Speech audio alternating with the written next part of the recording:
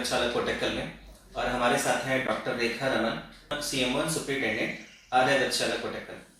Ma'am नमस्कार। नमस्ते। Ma'am आज हम जानना चाहते हैं कि च्यवनप्राश लोग खाते हैं, जनरली सभी लोग, हम भी लोग लेते हैं, लेकिन हम जानना चाहते हैं च्यवनप्राश के मेजर बेनिफिट्स क्या हैं। च्यवनप्राश एक्चुअली बहुत ज़्यादा पब्लिसाइज्ड एक प्रिपरेशन है। सब लोग जानते हैं च्यवनप्राश के बारे में, लेकिन उसको किस तरह से लेना है या कैसे लेना है या ये सबको लेना चाहिए, इसके बारे में ज़्यादा आइडिया नहीं है। और इतना ज़्यादा एडवर्टाइजमेंट वो टीवी पे सब आते हैं कि लोग समझते हैं कि वो ओवर द काउंटर खरीद के वैसे च्यवनप्राश ले तो उनको अच्छा रहेगा। लेकिन च्यवनप्राश के बारे में ब्रीफली अगर बताएं तो ये एक क्लासिक आयुर्वेदिक प्रिपरेशन है, विच मीन्स कि ये कोई उसका जो फॉर्मूला है वो किसी एक कंपनी का प्रिपरेशन नहीं है। इसके बारे में हमारे आयुर्वेद ग्रंथों में रसायन चिकित्सा के बीच में बताया गया है। रसायन अगर बताए तो आयुर्वेद में ये ऐसी शाखा है जिससे हम लॉन्जिविटी बढ़ाने के लिए, अपना लाइफ क्वालिटी इम्प्रूव करने के लिए, जो डिजेनरेटिव चेंजेस शरीर में आते हैं, जो एज के साथ में हमारे शरीर के सेल्स में जो डीके होता है, इसको कुछ लेवल तक कंट्रोल करने के लिए और जो सेल्स डैमेज हुए हैं उसको रिपेयर करने के लिए कुछ शास्त्रों में हमारी कुछ विधि बताई गई हैं, उसमें च्यवनप्राश का जिक्र किया जाता है।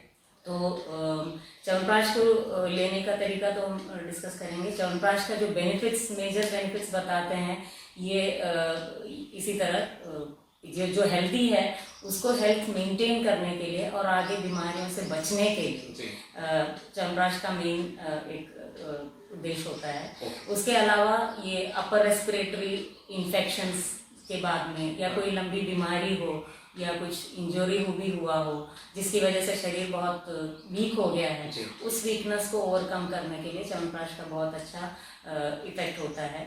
और क्रॉनिक डाइजेस्टिव इश्यूज हो या कई बार न्यूरोलॉजिकल कंप्लेंट्स हो, नसों से रिलेटेड जो प्रॉब्लम्स हो, इन सब में च्यवनप्राश का ज़्यादा लाभ देखा जाता है। और जैसे आज कहा जाता है कि इम्यूनिटी हमारी जो स्ट्रॉन्ग करनी है, हम दिल्ली शहर में रहते हैं, पॉल्यूशन बहुत ज़्यादा है, अभी आपने कहा कि अपर इन्फेक्शन जो होते हैं उनको ठीक करता है, तो क्या उसमें ये जो इम्यूनिटी इंक्रीज करने में भी च्यवनप्राश हेल्प करता है? एक्चुअली यस, मैं 25 साल से च्यवनप्राश ले रही हूँ क्योंकि मुझे उस प्रिपरेशन पे बहुत विश्वास है। और मुझे टचवुड एक्चुअली जब ये कोविड की बीमारी हुई और मेरे आसपास मेरे जितने कोलीग्स हैं, फैमिली मेम्बर्स हैं, हमारे सोसाइटी के लोग हैं जिनको सर्दी जुकाम बहुत जल्दी हो जाता है। सब कहते हैं दिल्ली में बहुत पोल्यूशन है और दिल्ली का हवा खराब है, सब बीमार पड़ सकते हैं, बट मेरा अनुभव ये है कि मुझे ऐसी बीमारियों से बहुत ज़्यादा बचाव हुआ है और मुझे लगता है कि च्यवनप्राश ने ही मुझे बचा के रखा है।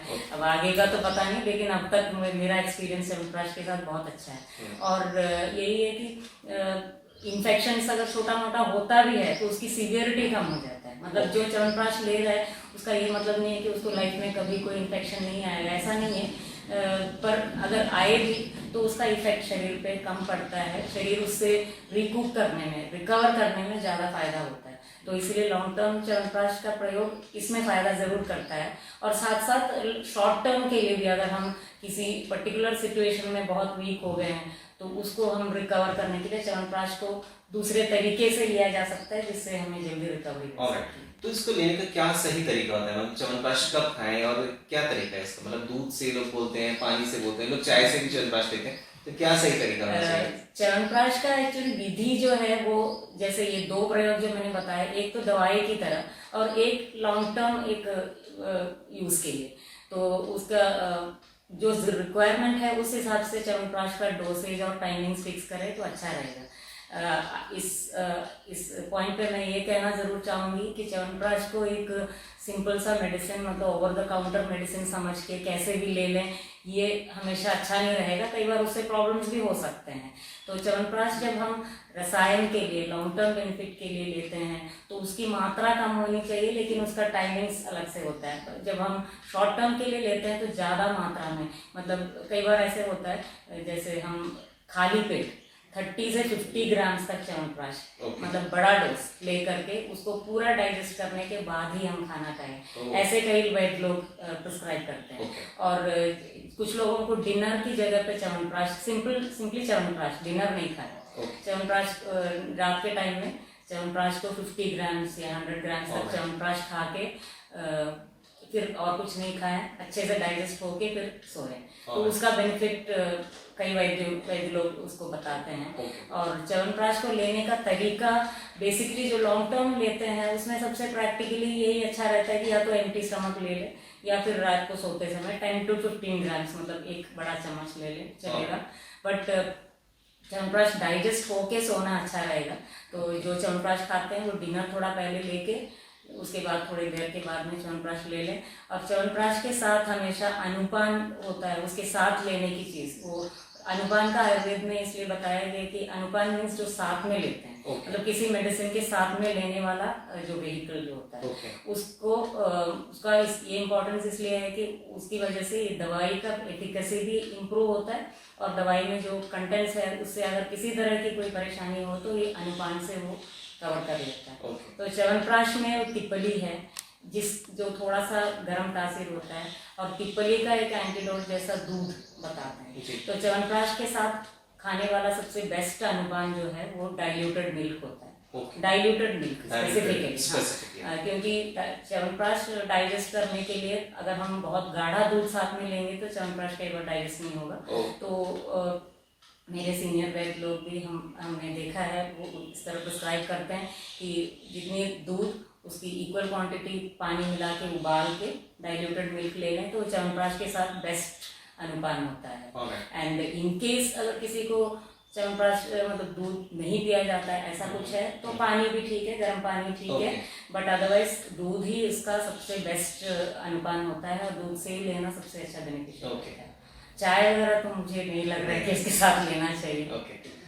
एक चीज और मैम, क्या इसको 365 डेज यानी कि साल भर इसको खाया जा सकता है? और सभी वेदर इसमें आएंगे क्योंकि एक साल में सारे वेदर्स आते हैं, क्या सभी वेदर में इसको खाया जा सकता है या अलग अलग है इसका? एक्चुअली च्यवनप्राश को किसी एक पर्टिकुलर में मौसम में लेने का ऐसा कोई टेक्सचुअल रेफरेंस नहीं है कहीं पर। Chyawanprash can be taken 365 days. और मेरा भी यही अनुभव है कि मैं दिल्ली में रहती हूँ जहाँ एक्सट्रीम क्लाइमेट्स है, गर्मी भी है सर्दी भी है, तो हम पूरे साल तक च्यवनप्राश ले सकते हैं। लेकिन यही है कि च्यवनप्राश लेते समय जो भी ले रहा है उसका डाइजेस्टिव पावर हमें देख के लेना चाहिए। मतलब अगर किसी वजह से डाइजेशन थोड़ा कम है तो उन दिनों में च्यवनप्राश नहीं लेना अच्छा रहेगा। डाइजेस्टिव पावर इम्प्रूव करने के लिए च्यवनप्राश ले सकते हैं एंड इम्प्रूव करके च्यवनप्राश लेना चाहिए। एंड साथ में ये भी है जो च्यवनप्राश खाता है उसकी मेटाबॉलिज्म इम्प्रूव होने के लिए साथ में कुछ डाइजेस्टिव मेडिसिन साथ में चलाए तो वो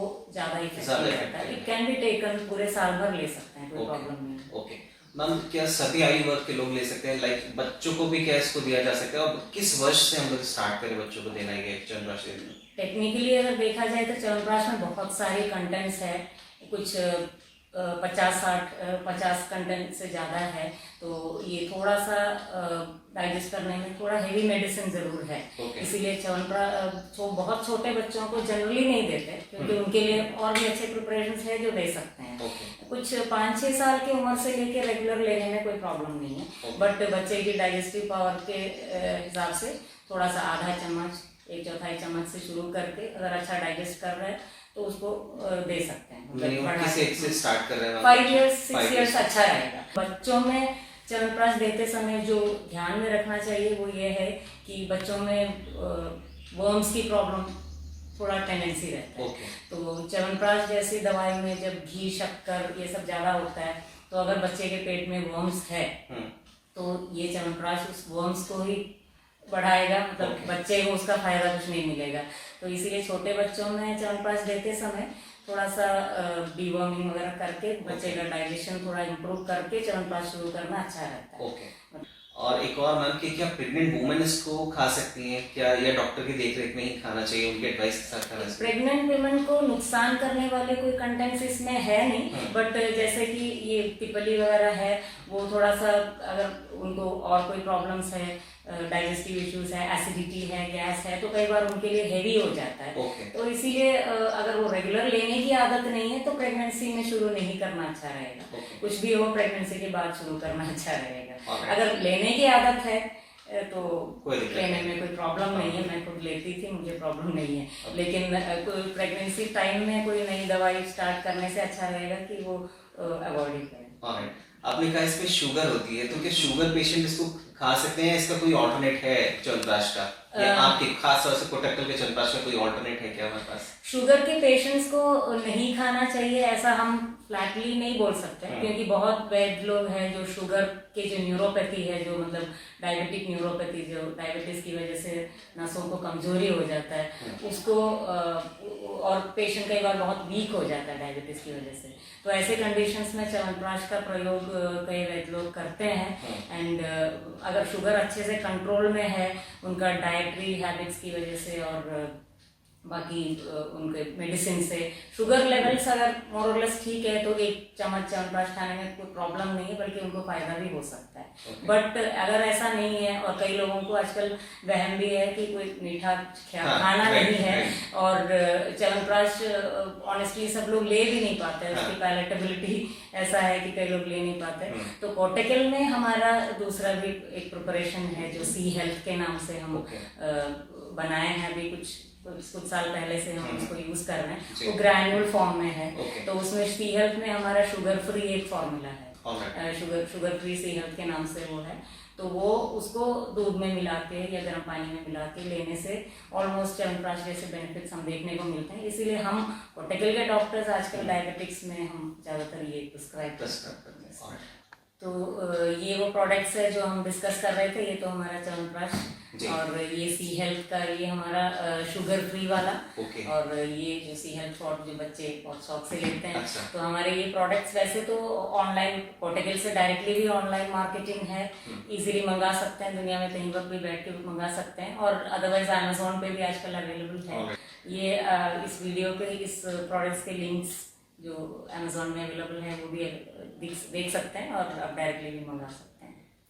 मैम एक क्वेश्चन और है कि अभी आपने बात की शुगर पेशेंट को ये देना चाहिए, तो आपने इसका सब्स्टिट्यूट भी हमें बताया कि सी हेल्थ आपका एक प्रोडक्ट है ग्रेन्यूल्स फॉर्म में। वो आजकल लोग क्या है कि बहुत कैलोरीज काउंट करके खाते हैं, कि जब शुगर की बात होती है तो लोग मीठा देखते हैं, मीठा मतलब शुगर कैलोरीज देखते हैं। तो क्या इससे वजन भी बढ़ता है लोगों का? लोग की एक धारणा होती है कि भाई मीठा है तो मेरा वजन, मेरा वेट तो पुट ऑन नहीं हो जाएगा, बहुत कॉन्शियस है लोग, तो क्या इस पर क्या कहना है? नहीं, लॉन्ग टर्म यूज एक मीडियम क्वांटिटी में लॉन्ग टर्म जो यूज करते हैं उससे वेट पुट ऑन नहीं होता है। जिसको वेट पुट ऑन करने के लिए च्यवनप्राश लेना है उसका तरीका अलग है, डोज बढ़ा के हम उस तरह से करते हैं। बट अदरवाइज जब आप एक टॉनिक की तरह इम्यूनिटी के लिए हम खा रहे हैं, एक चम्मच खा रहे हैं, उससे वेट कभी नहीं पुट ऑन होता है, ये मेरा पर्सनल अनुभव है। बट इवन अदरवाइज जैसे मैं बता रही थी, हमारा जो सी हेल्थ ग्रैन्यूल्स है उसमें घी शक्कर वगैरह नहीं है, तो वो एक बहुत अच्छा ऑप्शन है च्यवनप्राश की तरह, वो भी यूज कर सकते हैं।